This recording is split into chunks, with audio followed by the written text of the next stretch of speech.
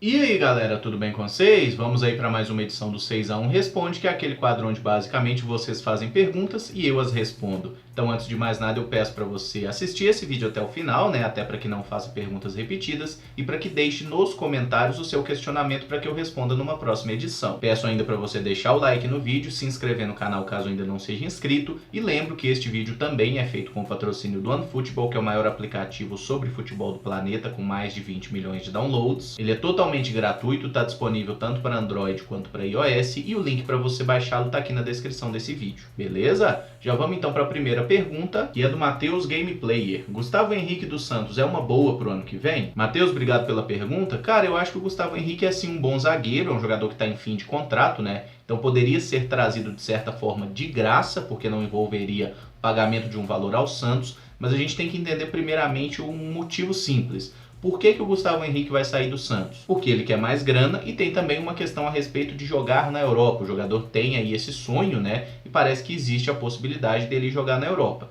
Se a ideia dele é sair do Brasil, então não tem por que a gente especulá-lo no Cruzeiro. Ele vai jogar em outra freguesia, vai jogar lá no velho continente. Agora, se for uma opção para ele ficar no Brasil, aí a gente já tem que considerar que o Palmeiras já falou o nome dele, o Flamengo já falou o nome dele, muitos clubes brasileiros estão monitorando a situação desse atleta que já pode assinar um pré-contrato. Aí entra na mesma questão que eu falei recentemente em outro vídeo sobre o Iony Gonzalez do Fluminense. É um cara que está em fim de contrato e você pode assinar com ele negociando diretamente com o atleta e com seus representantes. A questão é, tendo outros clubes com mais dinheiro que o Cruzeiro disponíveis e a fim de trazer o cara, a gente não vai ganhar a concorrência. Então, se o Palmeiras realmente quiser o Gustavo Henrique, é muito improvável o Cruzeiro ganhar essa concorrência, porque o Palmeiras pode oferecer muito mais grana para ele e porque hoje o Palmeiras é um time que tem uma perspectiva de brigar por todos os títulos e infelizmente a realidade do Cruzeiro não é tão boa assim, até porque a gente vive uma situação financeira muito complicada e tá até agora brigando aí contra o rebaixamento. Então, só para resumir, eu acho muito difícil esse jogador vir pro Cruzeiro, acho ele até tecnicamente bom, é um zagueiro jovem, muito bom no jogo aéreo, né, tem um cabeceio excelente, mas eu realmente não acredito nesse tipo de contratação porque tem muitos outros interessados e gente que tem mais bala na agulha do que a gente no momento. O Leonerd Léo pergunta: você teria vontade de ter algum jogador do Atlético Mineiro no Cruzeiro? Um abraço de Lagoa da Prata. Leonerd, obrigado pela pergunta. Cara, sinceramente, não. Nenhum jogador do Atlético. Se você me perguntasse só um ano atrás, quando o Cruzeiro estava ali com o Egídio na lateral, né, e o reserva era o Marcelo Hermes, eu diria o Fábio Santos, que é um jogador que até já tem uma passagem pelo Cruzeiro lá atrás, pouca gente lembra, né, ele tinha até cabelo na época. Eu acho o Fábio Santos um bom lateral, mas nesse último ano também ele caiu bastante do ponto de vista físico, técnico, e hoje não é alguém que eu gostaria de ter no Cruzeiro. Sobre os jogadores que o Atlético tem ali como referências técnicas, né, Otero, Casares, esses caras eu não gostaria do Cruzeiro de forma alguma. Luan eu não aceitaria no Cruzeiro nem de graça, assim, é um cara que eu tenho absoluto asco. Hever jamais, Vitor nunca. Tinha um jogador no Atlético, meu xará Emerson, lateral direito, que foi vendido, né, pro Betis. Ele foi pro Barcelona, tá jogando no Betis. Eu acho ele um bom lateral, mas o Atlético já vendeu, então se fosse ano passado eu responderia a esse atleta, um lateral direito, forte fisicamente, mas já foi embora. O Natan, que é um jogador interessante, tem alguma qualidade técnica, pertence ao Chelsea, né, nem é jogador do Atlético, mas sinceramente não é alguém que eu confiaria também. Então, para resumir assim, não tem nenhum jogador no Atlético hoje que eu gostaria de ter no Cruzeiro. E só uma coisa que eu tinha esquecido, Leonerd, um abraço aí para você e para todos de Lagoa da Prata. O cruzeirense sincero pergunta: por que o Nonoca não joga? E você, prefere o Newton ou o Henrique? Ô, sincero, obrigado aí pela pergunta. Sobre o Nonoca, eu até falei sobre ele numa live recente, né, que eu fiz aí quinta-feira passada. O Nonoca, ele tá em recuperação de uma lesão no pubis que ele sofreu enquanto estava emprestado ao Boa Esporte. Então eu creio que nesse momento ele não seja uma alternativa para jogar. Se ele tiver recuperado fisicamente da lesão, também é um jogador que não está integrado ao elenco principal do Cruzeiro, embora eu ache que ele tem qualidade técnica para jogar pelo Cruzeiro esse ano e até no ano que vem também. Mas até pensando no ano que vem, esse ano a gente sabe que está numa reta final de temporada e os jogadores que estão aí já estão meio que consolidados nas suas posições. Sobre Henrique e Newton, eu acho que o Newton é um jogador que teve um auge espetacular em 2013, foi a melhor temporada da vida do Newton, mas ele nunca mais voltou a jogar naquele alto nível. Não foi assim nem quando voltou ao Brasil, não foi assim no Japão. O 2014 do Newton já foi muito abaixo do 2013, até pelos problemas físicos que ele tem. Eu gosto mais do Henrique pela longevidade. O Henrique é um jogador que teve uma primeira passagem do Cruzeiro, chegou muito contestado na época do Adilson Batista, aquele primeiro ano dele que ele veio do Figueirense, depois se firmou, se tornou um jogador muito importante, foi embora para o Santos, voltou em 2013 todo fodido, machucado, mal pra caramba, e naquele momento o Newton era o titular e o Henrique era um reserva que jogava muito pouco. Aí em 2014, quando o Newton tem a lesão, o Henrique assume a posição e ganha a titularidade. O Henrique estava jogando muita bola naquele momento e não foi à toa que venderam o Newton. Nesse momento, sinceramente, eu não gostaria de ter nenhum dos dois no Cruzeiro. Eu acho que o Henrique está num nível físico que caiu muito por causa da idade e o Newton também. O Newton não foi bem no Bahia, não foi bem no CSA. É um jogador que não consegue mais jogar nesse mais alto nível, que é uma exigência que a gente tem para atuar no Cruzeiro.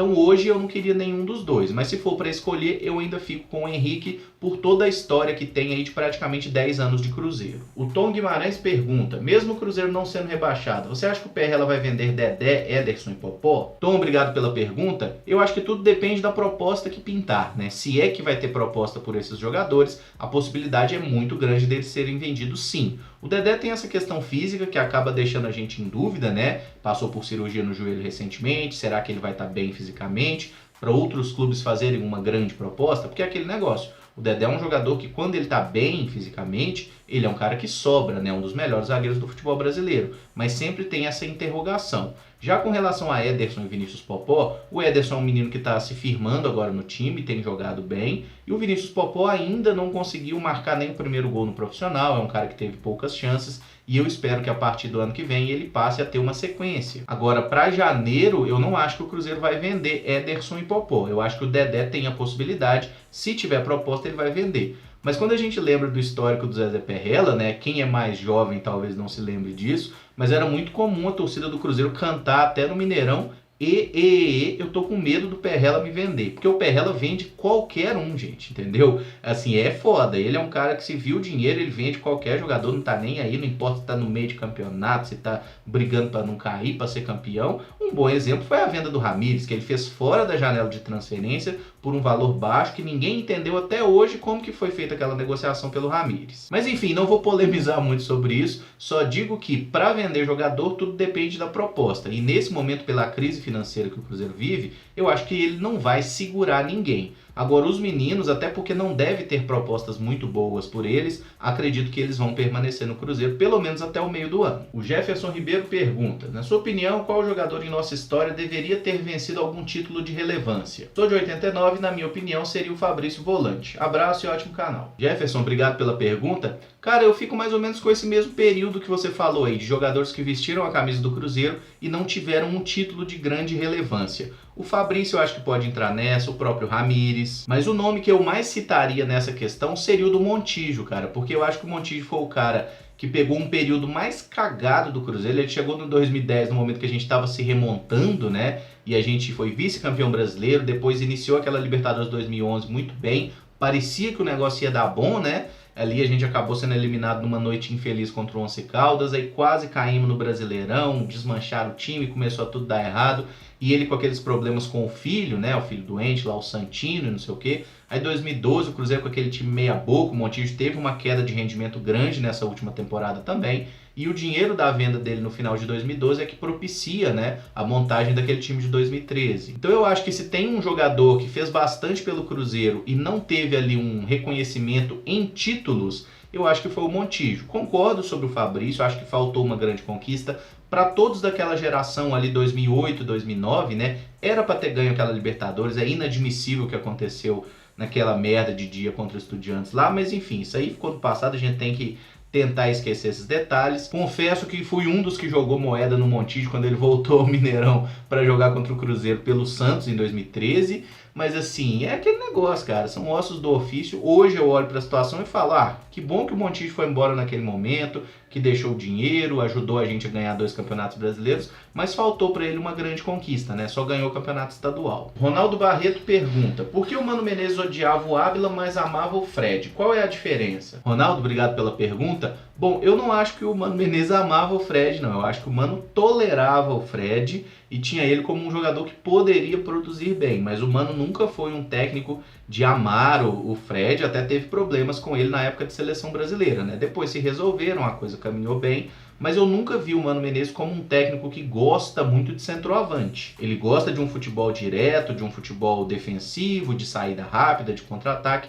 Até por isso, ter um atacante mais móvel costuma fazer mais sentido. O Mano teve sucesso com alguns centroavantes durante a sua carreira, mas sempre que tinha uma opção de um cara mais móvel, mais rápido, como era no caso do William Bigode no Cruzeiro, ele tentava usar um falso 9. Ele fez isso com o Bigode, fez isso com o Rafael Sobis, né? Tentou usar jogadores mais móveis ali no comando de frente. Muitas vezes não funcionou tão bem quanto a gente gostaria, até por isso ele precisou ali usar o Fred nessa reta final da passagem nos 2 últimos anos, até porque o Fred foi um investimento muito grande e quando você traz um jogador desse tipo não é para ficar no banco. Agora, sobre a diferença básica entre os jogadores é a qualidade técnica de cada um. Você joga uma bola para o Ábila tem extrema dificuldade para dominar essa bola. Ele é um jogador muito mais limitado, questão de visão de jogo, de qualidade de passe. O Fred tem muitos recursos, a questão é, o Fred é um jogador que já está numa idade mais avançada e até por isso, fisicamente, ele não é o jogador que era há 5 ou 10 anos atrás. Então, se você bota na balança, nem Fred nem Ábila são hoje jogadores de sonhos de nenhum treinador.